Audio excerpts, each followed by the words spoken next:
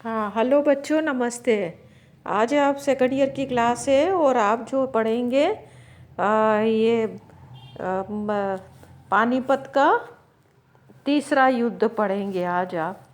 तो आपने पहले दो युद्ध तो पढ़े थे। आपने 1526 में जो बाबर और इब्राहिम लोदी के बीच में हुआ, दूसरा आपने 1556 का पढ़ा था, जो अकबर का जो ये सेना ये संरक्षक था बहराम खां और हेमू के बीच में।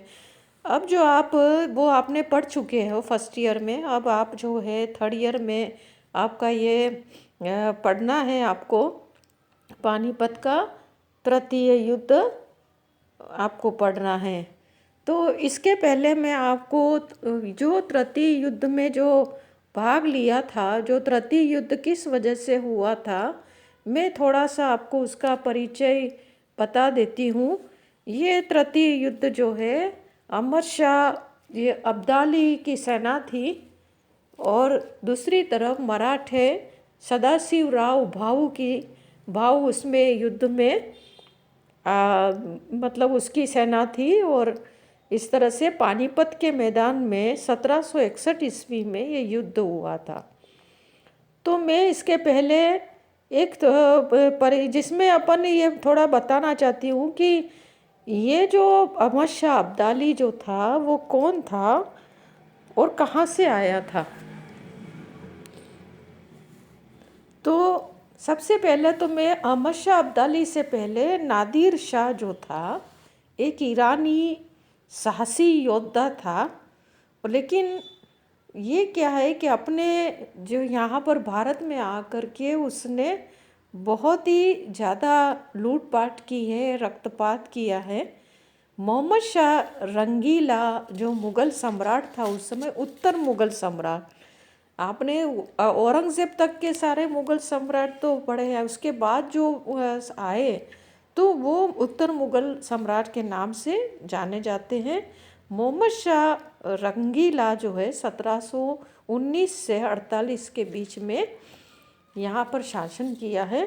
और ये रंगीला इसलिए कहते हैं कि वो क्या है, बड़ा रंगीन मिजाज का था, अयोग्य था, उसमें इतनी वो नहीं थी योग्यता कि वो कोई आक्रमण का मुकाबला कर सके। तो अब क्या हुआ कि इसके समय में जो जिस तरह की स्थितियाँ बनी, मतलब बनी थी, उसका ये जिम्मेदार खुद था। तो उससे क्या है कि यहाँ पर नादिर शाह जो है एक ईरानी मतलब था, ईरान से आया था और अफ़गानों के प्रभाव से अपने देश को मुक्त किया था। सन 1739 में मोहम्मद शाह रंगीले के काल में जब मुग़ल प्रशासन जो है पतन की ओर जा रहा था, तब उसने इसका लाभ उठा करके 1739 ईस्वी में भारत पर आक्रमण किया था। और ये जो आक्रमण जो है बहुत ही विध्वंसकारी था, एक तरह से बहुत ही भारत को की अर्थव्यवस्था, यहाँ की सामाजिक राजनीतिक सारी स्थिति को इसने हिलाकर रख दिया था। 2 महीने वो दिल्ली में रहा है और शाही खजाने से हीरा मोती जवाहरात मयूर सिंहासन ये सभी चीज़ों को लूट करके दिल्ली में मतलब लूटपाट की है। और जाते समय वो मुग़ल मोहम्मद शाह को वापस मुग़ल सम्राट घोषित किया है।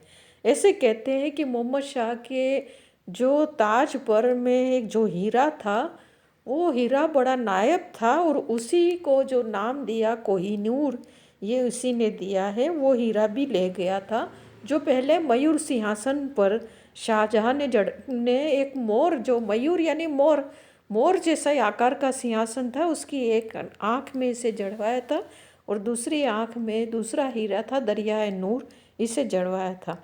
अब मैं जो ये बात कर रही हूँ कि नादिर शाह जो यहाँ से कहते हैं कि 10 करोड़ रुपए नकद ले गया था, 1000 से ज़्यादा हाथी ले गया था, 7000 घोड़े, 10,000 ऊँट, यहाँ तक कि यहाँ के लेखकों, साहित्यकारों, कलाकारों को भी लूट मतलब यहाँ से ईरान ले गया था। तो इस तरह से देश जो है बड़ा तबाह हुआ था। और ये नादिर शाह जो है दुर्रानी, ये जो है ऐसे कहते हैं कि ये ईरान के जो खुरासन के तुर्कमान वंश में इसका जन्म हुआ था, है ना।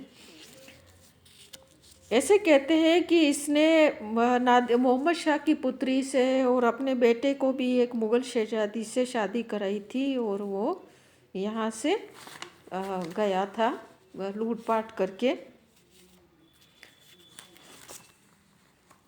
अब जो आप पढ़ेंगे कि ये तो मैंने नादिर शाह का परिचय दिया आपको कि नादिर शाह कौन था।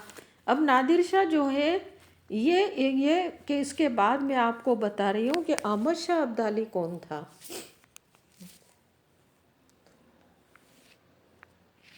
तो अहमद शाह अब्दाली ये इसी नादिर शाह का सेना नायक था जिसने काबुल व कंधार पर अधिकार कर अफ़गानिस्तान में शासन स्थापित किया था, और उसने 1747 में नादिर शाह की हत्या की थी और उसने सिंहासन हड़पा था और कंधार का राजा बन गया था। उसने 50,000 सैनिकों के साथ पंजाब पर आक्रमण कर वहाँ अपने बेटे तैमूर शाह को गवर्नर बनाया था, और सन 1757 में दिल्ली आकर आलमगीर द्वितीय को सम्राट और इमादुल मुल्क को वज़ीर बनाया, और 1758 ईस्वी में पेशवा रघुनाथ राय ने दिल्ली पहुंचकर इमादुल मुल्क को जब निष्कासित किया तो 1760 में पंजाब में लूटमार कर अहमद शाह अब्दाली के पुत्र तैमूर शाह को भगा दिया, जिससे नादिर शाह जिससे यह अहमद शाह अब्दाली बड़ा नाराज़ हुआ और उसने मराठों के विरुद्ध पानीपत का युद्ध करने का फैसला किया। तो ये जो अहमद शाह अब्दाली का मैंने परिचय दिया। अब जो है इस लड़ाई का एक दूसरा पक्ष भी था, वो था बालाजी बाजीराव। ये बालाजी बाजीराव शाहू जो था पेशवा शाहू जो थे उसका तीसरा पेशवा था। ये बड़ा योग्य मृदुभाषी था, सुंदर था देखने में, और लेकिन सब कुछ होते हुए भी वो अपने पिता के समान कुशल राजनीतिज्ञ और सेनापति कभी नहीं रहा, और मराठा साम्राज्य को और न ही उसने मराठा साम्राज्य को संगठित करने का प्रयास किया, परंतु उसने दक्षिण में कुछ सुधार किए जिसके कारण मराठा कृषक समाज आज भी उससे अपना मतलब दाता या भाजक समझता है। तो ऐसे कहते हैं कि जो सुधार किए थे उसमें प्रजातंत्र और न्याय प्रबंध पर उसने ध्यान दिया था। गांव और नगरों पर में उसने पंचायतों का निर्माण किया था। पूना शहर को सड़कों, मंदिरों और सुंदर भवनों, नहरों, झीलों और वृक्षों से सुसंगठित किया था, और वहाँ पर पुलिस प्रबंध किया था। उसने कर वसूल करने के लिए नियम उपनियम बनाए थे और कृषकों के हितों का ध्यान रखा था, है ना।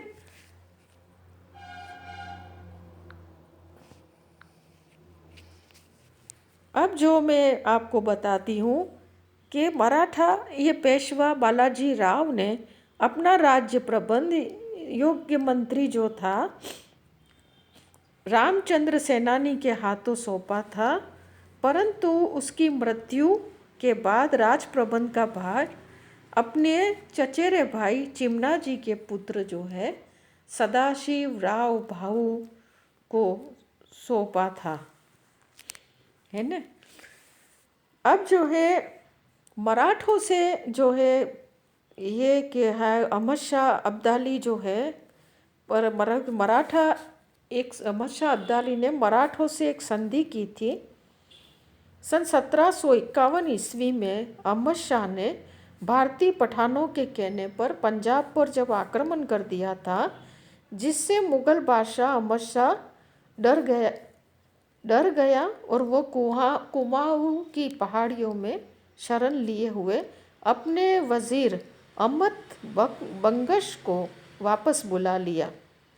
वज़ीर अहमद बंगश ने मराठे, सिंधिया व होलकर से 1752 में एक संधि की थी, जिसकी शर्तें थी पेशवा सम्राट की देशी व विदेशी सेना से रक्षा करेगा।